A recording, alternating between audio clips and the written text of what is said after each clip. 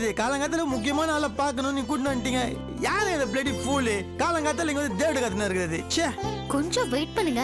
இப்ப வரப்போற ஆளை மட்டும் நீங்க பாத்தீங்க அப்படியே ஷாக் ஆயிடுவீங்க. ஷோக்கார அளவுக்கு வேணும் ஈபில வேலை செய்யறாங்களா? ஐயோ பூரிச்சு போயிடுவீங்க அப்படிங்கறது அப்படி சொன்னேன். பூச்சி போடணும் புளிச்சி போடணும் நக்கன்றாவிய போ. யாருங்க வர போட்டு அப்படியே? கொஞ்சம் வெயிட் பண்ணுங்களேன், வந்துருவாங்க. ஐயா முருகா மருதமலை மாமணியே முருகையா. ஏங்க வாங்க வாங்க, நான் சொன்ன முக்கியமான ஆள் வந்துட்டாங்க பாருங்க. எங்க? அங்க.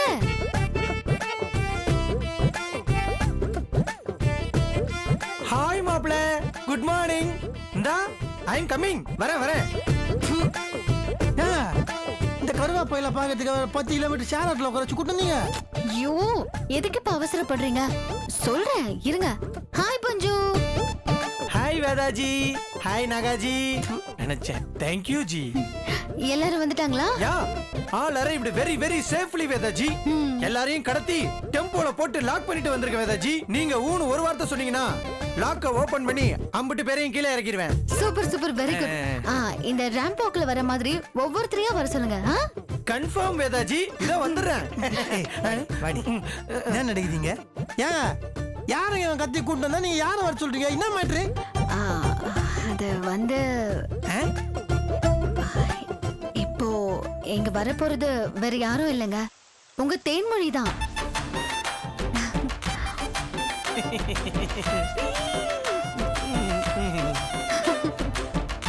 தேன்மொழியா?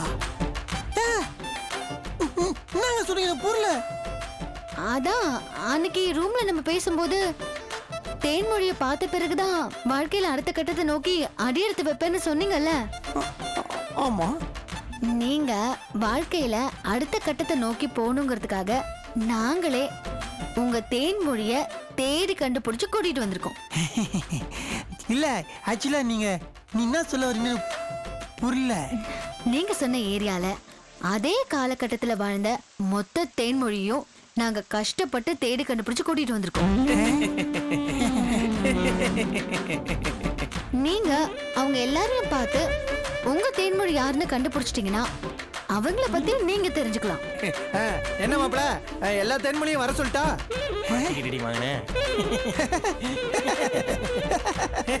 ஐயோ பரதேசி பயலே செருப்போலி ஏடி வாங்க போற நீ போ. தேன்மொழி தான் கப்சா மேட்டர்னு தெரியல. அப்புறம் ஏன்டா நான் சொன்ன மாப்பிள்ள, ஆனா வேதாஜி தான் லேட்டஸ்ட் கரன்சியா தர்றேன்னு சொன்னாங்க. அதனாலதான் எல்லாரையும் சட்டை பண்ணி கூட்டு வந்தேன் மாப்பிள்ள. என்னாச்சு? ஒண்ணு இல்ல சும்மா. அதாவது இப்ப தேன்மொழி எப்படி இருப்பான்னு சொல்லி மாப்பிள்ள கேட்டுக்கிட்டு இருக்கான். அவ்வளவு ஆர்வமா இருக்கா என் செல்லக்குட்டி. ஓ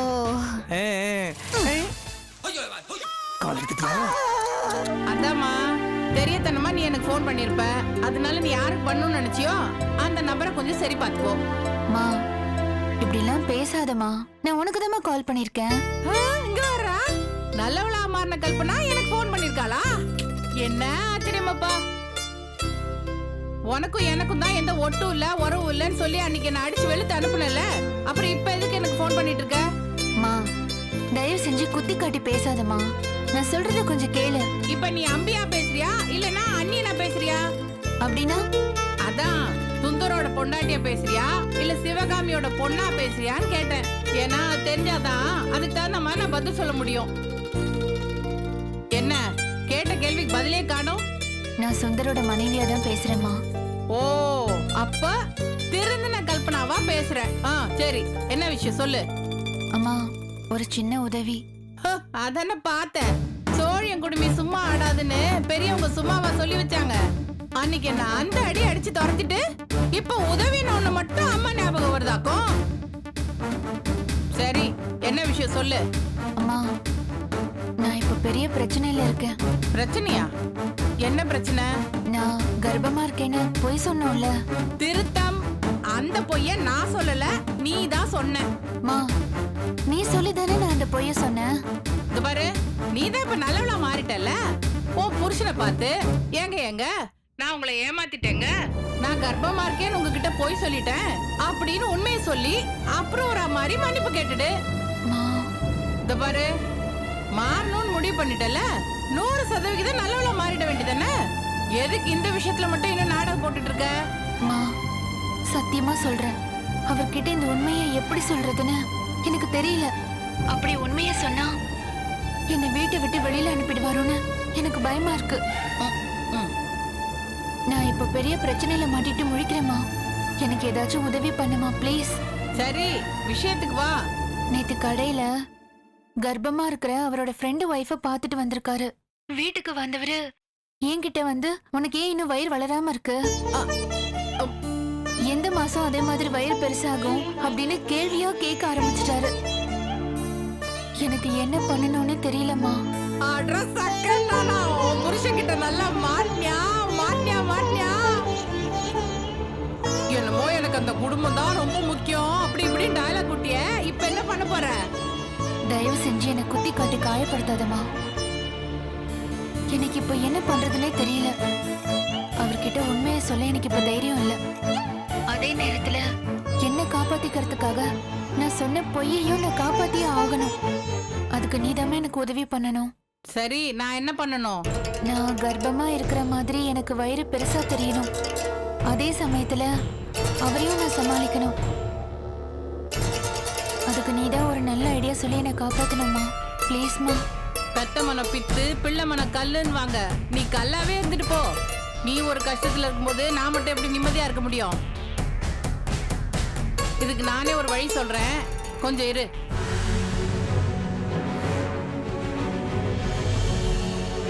இது பாரு கல்பனா, அம்மா சொல்றத நல்லா கேட்டுக்கோ. அதுபடி நடந்தேன்னா உன் மேல யாருக்கு எந்த சந்தேகமும் வராது. என்னம்மா? நான் சொல்றத நல்லா கேட்டுக்கோ.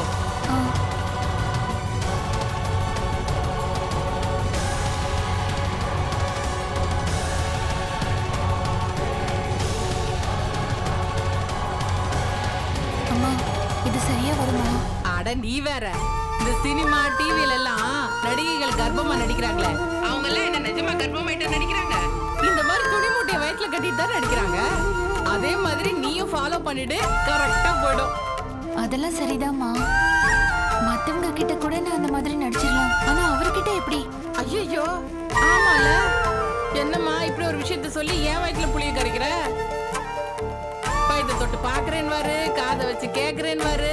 நம்ம பாட்டுக்கு துணி மூட்டையை வச்சு கட்டிக்கிட்டு மாட்டிக்கிட்டோம்னா இப்ப என்ன பண்றது? கல்பனா, அதுக்கு ஒரு ஐடியா கண்டுபிடிச்சிட்டேன். பாரு, உன் புருஷன் ராத்திரி வீட்டுக்கு வரும்போது சரி, எப்பெல்லாம் ஒரு வீட்டுல இருந்தாலும் சரி, அந்த நேரத்துல எல்லாம் நீ நைட்டே போட்டுக்கோ. அப்புறம் கர்ப்பமா இருக்கிற பொண்ணுங்களுக்கு சில அலர்ஜி இருக்கும்னு சொல்லுவாங்க. அதாண்டி, சத்தமா பாட்டு கேட்டா பிடிக்காது, சத்தமா பேசினா பிடிக்காது, ஒரு சிலருக்கு தொட்டா கூட பிடிக்காது. அந்த மாதிரி நீ என்ன பண்ணு, தொட்டா உடம்பு கூசுதுன்னு ஒரு அலர்ஜியை உண்டு பண்ணிடு.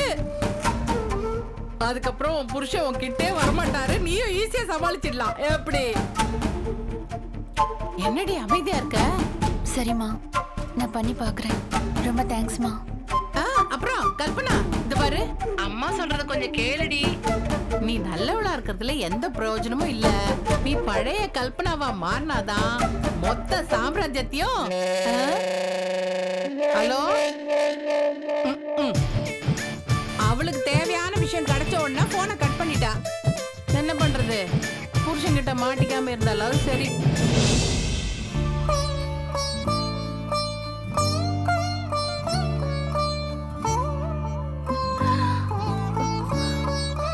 என்ன மன்னிச்சிடுங்க. என்ன காப்பாத்திக்கிறதுக்காக நான் சொன்ன பொய்யையும் காப்பாத்தி ஆகணும். எனக்கு வர வழி தெரியல.